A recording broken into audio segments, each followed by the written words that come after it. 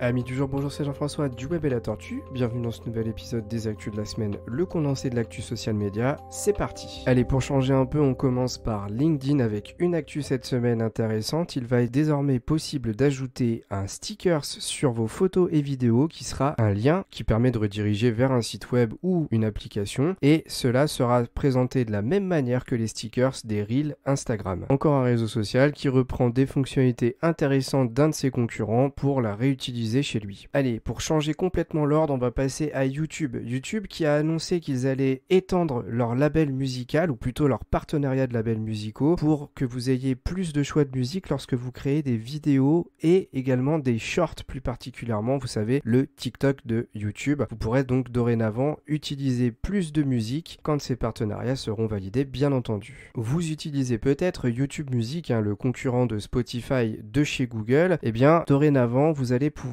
utiliser une nouvelle sorte de playlist automatisée qu'un algorithme va modifier dynamiquement pour vous proposer des musiques que vous ne connaissez peut-être pas, mais qui sont dans le type musical de la première musique de cette playlist que vous aurez ajoutée bien entendu manuellement. Cela va vous permettre d'améliorer vos playlists tout en découvrant de nouveaux groupes de musique. Alors Spotify le fait déjà bien entendu, mais YouTube Music a pas mal de retard à rattraper sur son concurrent, c'est donc normal qu'il lance ce type de fonctionnalité.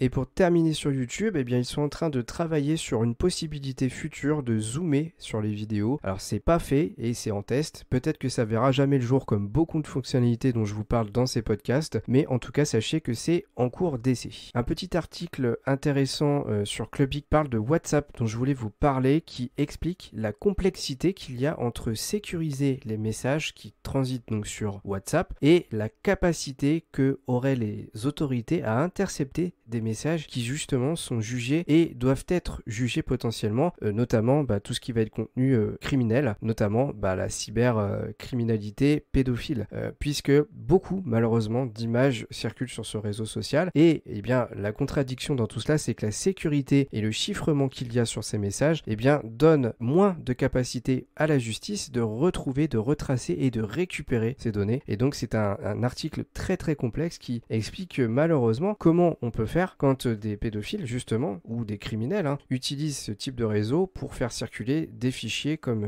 des photos malheureusement très très compromettantes et en même temps maintenir un niveau de sécurité qui est équivalent, par exemple, c'est cité dans l'article, à Telegram et Signal qui justement prônent également ce niveau de sécurité et cette anonymisation et ce chiffrement lorsque vous échangez des messages avec quelqu'un. C'est là toute la contradiction avec ce fameux RGPD, ce règlement général à la protection des données, où là il y a clairement une volonté d'anonymiser toutes les données qui transitent d'un utilisateur à un autre ou de plusieurs utilisateurs à d'autres d'ailleurs, mais derrière ça crée ces fameuses difficultés dont l'article explique bien les choses. Allez, petite news rapide sur Facebook qui a annoncé qu'ils mettaient un terme à leur système de tag de produits durant leur live. Quand vous faites du streaming sur Facebook, vous pouviez jusqu'à présent taguer des produits pour un petit peu faciliter l'achat de vos viewers qui voulaient acheter le produit dont vous étiez en train de parler. Cette fonctionnalité est littéralement retirée tout simplement parce que Facebook veut se concentrer sur les Reels. Il n'y a que les Reels qui sortent de la bouche de Meta actuellement. Même le métaverse est mis en stand-by. Bien entendu, je le rappelle, je l'ai déjà dit la semaine dernière, Facebook et Meta plus généralement fait face à une perte de chiffre d'affaires sur ces deux réseaux sociaux majoritaires, Instagram et Facebook, ce qui expliquerait certainement leur acharnement à mettre en place ce système des Reels que TikTok a su très bien exploiter, c'est-à-dire le système des vidéos courtes. En espérant, comme je le disais déjà la semaine dernière, que les Reels soient un petit peu justement mis de côté davantage parce que la communauté d'Instagram principalement se plaint énormément de ce changement stratégique puisqu'ils perdent littéralement petit à petit l'identité et l'intérêt d'utiliser Instagram pour ses photos.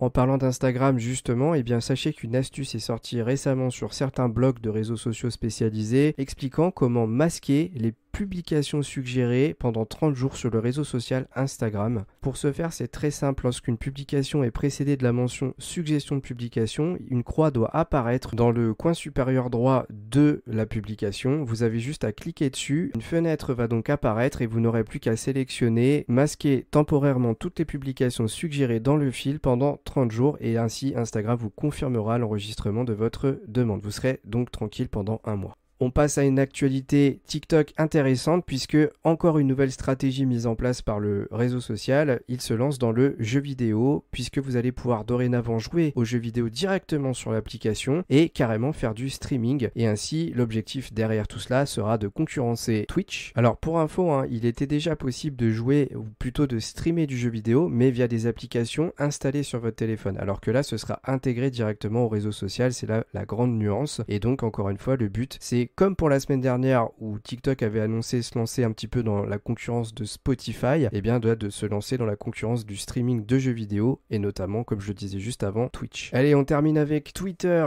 qui se fait dorénavant attaquer par Elon Musk, c'est l'inverse maintenant puisque avant c'était Twitter qui l'avait attaqué, cette fois-ci c'est Elon Musk qui attaque tout simplement par rapport à son argument depuis le départ, l'utilisation des faux comptes qui n'a été pas justifiée ou plutôt il estime avoir été littéralement trompé par Twitter et donc il les attaque sur ce motif. Cet épisode c'est pire que les feux de l'amour, ça va durer encore pendant 40-50 ans, je pense qu'on saura toujours pas qui va racheter Twitter d'ici là si ça existe encore. Alors Twitter qui va pas bien d'ailleurs, j'en parlais déjà il y a quelques temps mais il y a une perte de chiffres, il y a une perte d'intérêt pour le réseau social et du coup il y a plusieurs choses qui se passent. La première c'est que plusieurs bureaux vont fermer un peu partout sur la planète, du coup il faut s'attendre à une réduction des salariés et du coup des licenciements par la même occasion. Comme le réseau social ne va pas bien, ils ont lancé un bouton Try It qui va permettre aux utilisateurs n'ayant pas encore de compte de pouvoir utiliser une sorte de version temporaire d'essai du réseau social pour leur donner un peu plus envie et potentiellement augmenter les chances qu'ils s'inscrivent. Bon, en tout cas, on sent que le réseau est pas très bien et depuis leur achat potentiel d'Elon Musk, ça a clairement pas arrangé les choses. Allez, quand même une petite news normale sur le réseau social, vous devriez bientôt pouvoir savoir combien vous avez publié de tweets sur un mois, une manière de plus vous rendre compte de votre interaction avec le réseau social et peut-être toujours dans le but d'améliorer le système qui vous permettra de savoir le temps que vous passez sur les réseaux sociaux puisque beaucoup de réseaux sociaux justement mettent en place ce genre de choses, c'est peut-être un petit peu à la mode. Et voilà quelques news cette semaine, pas énormément de grosses news mais voilà, c'est les vacances, c'est un petit peu normal qu'il y ait peut-être un petit peu moins de choses qui se passent même si bien sûr l'affaire Twitter continue de battre son plein. Dans tous les cas, j'espère que cet épisode vous a plu, merci de votre écoute, n'oubliez pas bien sûr de mettre 5 étoiles sur l'épisode, ça nous aide à développer la chaîne et de venir vous abonner sur les autres réseaux sociaux sur lesquels on est de plus en plus actif. Et sur ce, moi je vous dis à la semaine prochaine pour un nouvel épisode des Actus de la semaine et le podcast habituel cette semaine, sûrement vendredi. À très bientôt.